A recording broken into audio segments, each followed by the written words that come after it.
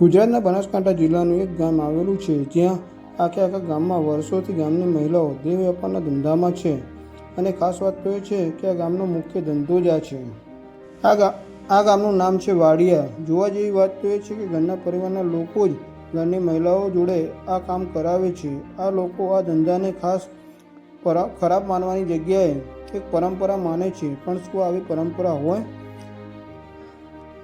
150 વર્ષ પહેલાં સરણિયા જ્ઞાતિના લોકો આ ગામમાં આવી વસ્યા હતા। કમાણીનું કોઈ સાધન ના હોવાથી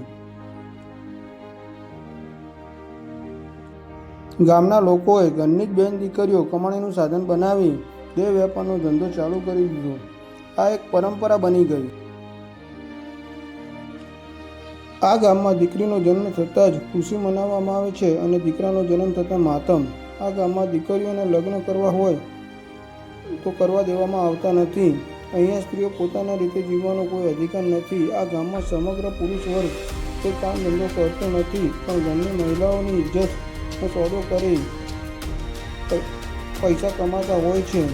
આ ગામની મહિલાઓ પુરુષ વર્ગ સામે એક શબ્દ પણ ઉચ્ચારી શકતી નથી। 350થી 400 જેટલી મહિલાઓ છે અને 50 જેટલા દલાલો છે।